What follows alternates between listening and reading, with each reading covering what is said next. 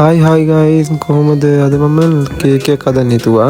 මොකද අපේ අම්මගේ උපන්දිනය අද නිසා මම ඉතින් මේ අද හදන්නේ මගේ පළවෙනි කේක් එක. කියන්නේ පළවෙනි බර්ත්ඩේ කේක් එක තමයි මේ.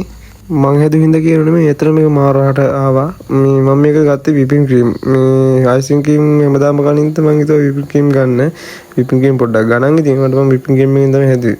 අනිත් පාරවල් වල නම් හැමදාම අපි බර්ත්ඩේ එකක් ගේන්නේ කඩින් තමයි. මේ පාර ඉතින් ගෙදර හදන්න හිතුවා. මේ විදිහට තමයි ඉතින් මම කේක් එක හදන්න ගත්තේ. ඊට පස්සේ මම මේකට ස්ට්‍රෝබෙරි දාගත්තා ටොපින් එකක් විදිහට මේ කේක් එකේ මැද්දට. ඊට පස්සේ මම ඒකට තව චොකලට් බෝලත් දාගත්තා.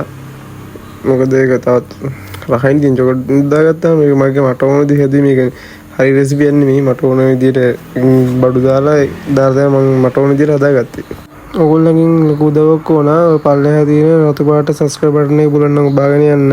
ඉතින් මම මේව හදාගත්ත කේක් එක තව ඉතින් ආයි කේක් එකක් තියාගත්තා. ඊට පස්සේ ආයි ඒකට මම මේකට චොකලට් කේක් එකයි වැනිලා කේක් එකයි දෙකම ගත්තා. මම දෙකම හැදුවා. ඉතින් දෙකම හදලා තිබ්බ මම දෙකම ගත්තා. ආයි බ්‍රූඩ් වෙනම හදන්න ඕනේ නැති හින්දා මම හදලා තිබ්බ හින්දා මේ විදිහට තමයි මම ඉතින් මේ විදිහට තමයි ඉතින් බර්ත්ඩේ කේක් එක හැදුනේ. අම්මා දැනන් ඉඳී නෑ මේ අපි මේක හදනවා කියලා. එයාට කියලා තිබ්බෙත් නෑ. එයා වැඩට ගිහලා ඉන්න වෙලාවේ තමයි ඉතින් අපි හැදුවේ. මම මේ චොකලට් ස්ට්‍රෝබෙරි දා ගන්න වෙනකොට ඉතින් ඔයගොල්ලෝ කැමති නම් වෙන ටොපින් දා ගන්න පුළුවන්. මං ගා තිබ්බේ මං ආස කරේ ඒව දාලා හදන්න. ඉතින් මං දාලා හැදුවා. අම්මගේ උපන්දිනේ වුණත් මං මගේ ආසාවට ඒව දාලා හැදුවා.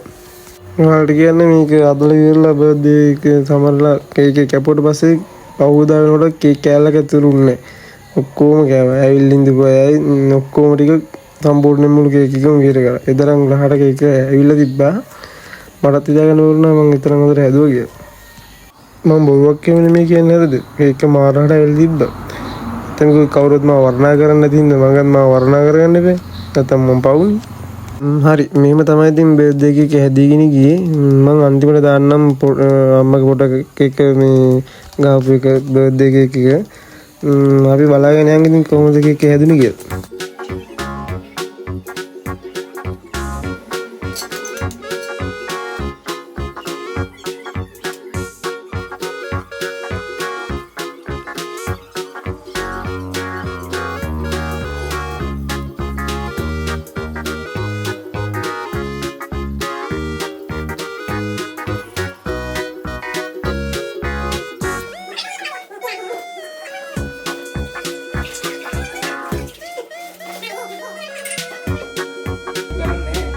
Yeah.